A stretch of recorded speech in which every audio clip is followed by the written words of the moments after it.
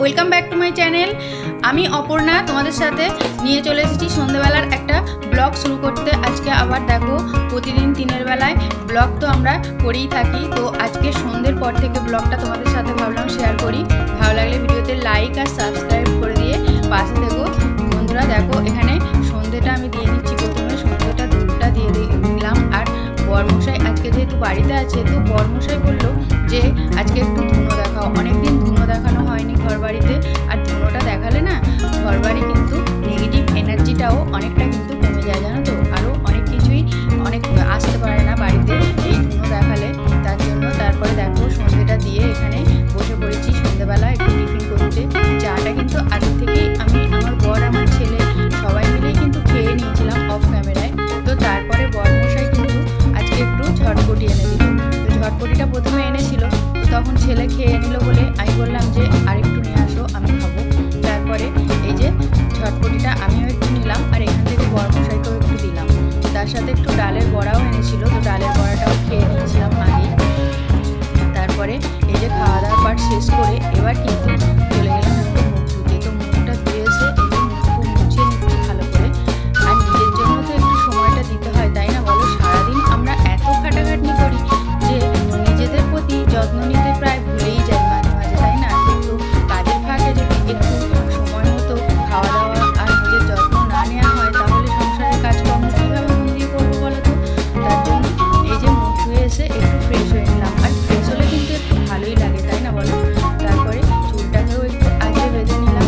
আর এই যে চুলটা বেঁধে নিলাম এখন। তারপরে রাত্রিবেলা তো নিয়েই শুতে হয় আমাকে, নাহলে কিন্তু আমি আবার ঘুমোতে পারি না। এইভাবে আমি ক্লিপ দিয়ে মোটেই ঘুমোতে পারি না, জানো তো। মাথায় আমার প্রচণ্ড ব্যথা হয়। তারপরে একটু সিঁদুরটাও করে নিলাম আর একটা ছোট্ট টিপ। তারপরে দেখো এই যে বিছানা খাতা যা তুলে রেখেছে, কি আর বলবো তোমাদের।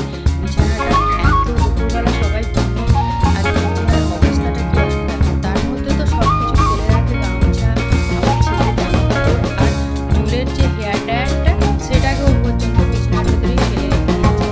সব কিছু সরিয়ে গুছিয়ে বিছানাটাকে ভালো করে পরিষ্কার করে নেবো, নাহলে তো আবার সেই বিছানার উপরেই এসে আবার সবাই বসবে শোবে রাত্রিবেলা। তো যতই ঘর বাড়ি বড় হোক না কেন, আর ঘর বাড়িতে যতই জায়গা হোক না কেন, বিছানা খাতার মধ্যেই কিন্তু দেখবে সবসময় এসে সবাই কিন্তু আগে বসে। তাই জন্য যত চেয়ার পাতা আছে কেউ চেয়ারে আর বসে না, জানো তো। চেয়ার পাতাই থাকে, সেই বিছানার মধ্যে এসেই আগে প্রথম উঠে বসবে আর শোবে তারপরে। তার জন্য বিছানাটা একটু ভালো করে গুছিয়েও নিই, আর একটু ভালো করে ঝাঁটা দিয়ে ঝাড় দিয়েও নেবো। আমি একটু নারকোলের পাতার যে ঝেঁটিগুলো হয় নারকোলের, সেইগুলো দিয়েই কাঠিগুলো দিয়ে একটু বানিয়ে নিয়েছিলাম ঝাঁটাটা। তো সেটা দিয়েই আমি কিন্তু বিছানাটা ঝাড়ি। প্লাস্টিকেরও কিনতে পাওয়া যায়, কিন্তু প্লাস্টিকের আমি আর কিনিনি। আমি এটা দিয়েই ঝাঁটা করে নিয়েছি শুরু করে। আর এটা দিয়ে কিন্তু ঝাড় দিতে বেশ ভালোই হয়, কোনো অসুবিধা হয় না। কিন্তু মাঝে সাঝে একবার একবার একটু একটা কাঠি বেরিয়ে যায়, এটা অনেক দিনেরই করা তো, ওই জন্য। তারপরে ঝাড় দিয়ে বিছানাটাকে ভালো করে পরিষ্কার করে তারপরে এদিকে চলে এলাম বাসনগুলো ধুতে। বাসন সন্ধ্যেবেলা টিফিন হলে তারপরে আবারও এত বাসন পড়ে, তো সেগুলোকে মেজে না নিলে না আবার রাত্রিবেলা আবার রান্না বান্না হবে, খাওয়া দাওয়া হবে, তো আরও অনেক বাসন পড়ে যায়। তার জন্য না কিছুটা আমি কমিয়ে রাখি এই সন্ধ্যের পরে। তারপরে বাকি রুটি করতে যাই, আগে এগুলোকে করে নিই। বাসনগুলো সব পরিষ্কার। আর কত বাসন হয়েছে দেখো না, একটা দুটো হয় না, জানো, মনে হয় কত বাসন হয়ে যায়। কেন কি জানি এত বাসন বুঝতে পারি না। তারপরে বাসনগুলোকে ধুয়ে নিচ্ছি। এদিকে তো বরমশাই এসে কথাও বলছিল একটু, তো কথা বলছিল, আমি আর কথা বললাম না।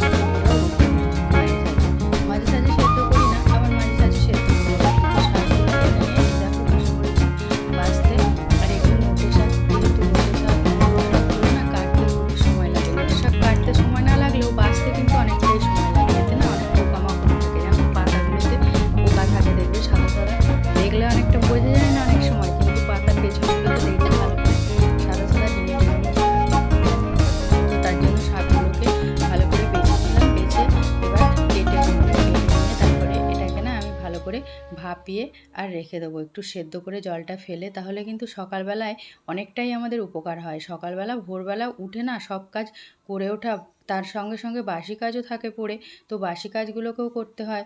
আর এত কাজের চাপে নিজেদের জন্য যেন সময়টা বার করে নিতেই যেন কি অসুবিধে সকালবেলায়। তো তারপরে আমাদের একটু আরও সকালবেলায় কাজ থাকে নানা রকম, কত ঘর মোছা, ঘর ঝাড় দেওয়ার সাথে সাথে টিফিন হয়, আবার ছেলে স্কুল যাবে, ছেলের তাড়াহুড়ো থাকে, রেডি করে দিতে হবে।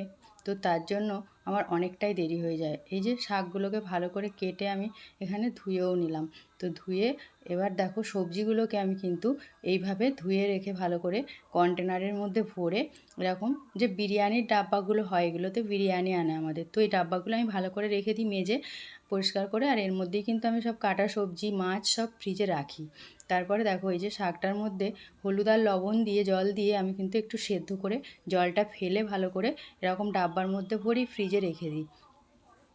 এইভাবে রাখলে দেখবে সকালবেলা যারা আমার মতো, যাদের বরেরা কাজে যায়, তাদের কিন্তু এরকমভাবে যদি রাখো অনেকটাই কিন্তু সুবিধা হবে। তার জন্য এই যে আমি নামিয়ে নিলাম শাকটা। এবার দেখো এইদিকে রাত্রের খাবারটাও করে নিই, অনেকটাই দেরি হয়ে গেছে আজকে, তাই এইসব শাক বাছতে, সব কাটাকুটি গুছোতে না অনেকটাই সময় চলে গেছে।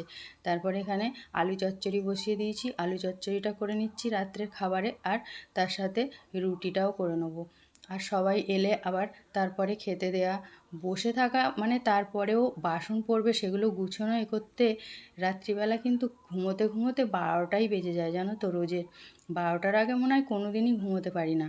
ভাবি ঘুমোবো, কিন্তু ঘুমোনো হয় না। আর তারপরে খেয়ে দিয়ে উঠে আমার আবার অভ্যেস আছে, আমি একটু ব্রাশ না করে আবার ঘুমোতে পারি না, জানো তো। মনে হয় যেন ভারী হয়ে থাকে দাঁত। তার জন্য এই যে দেখো রুটিগুলোকে আমি আজকে ময়দা দিয়েই করেছি, শুধু রুটি আটাটা ছিল না বলে শুধু ময়দা দিয়েই করলাম। আর ময়দার রুটিটা করতে গেলে খুব নরম সফট হবে, একটু যদি গরম জলে মাখা হয়। তার জন্য কিন্তু আজকে আমি একটু গরম জল করেই মেখে নিয়েছিলাম, জানো তো, ময়দাটা। আর রুটিগুলো কিন্তু খুব সফট আর নরম হয়। এইভাবে করে দেখো রুটি, শুধু ময়দার রুটি অনেকে হয়তো খায় না শক্ত হয়ে যায় বলে, কিন্তু এইভাবে করলে কিন্তু আটা চেয়ে কিন্তু ময়দার রুটি আরও বেশি টেস্ট হয় আর ভালো হয়। রাতের ব্লগটা আমি এখানেই শেষ করলাম বন্ধুরা। ভালো লাগলে ভিডিওতে লাইক, কমেন্ট আর সাবস্ক্রাইব করে দিও। Bye bye.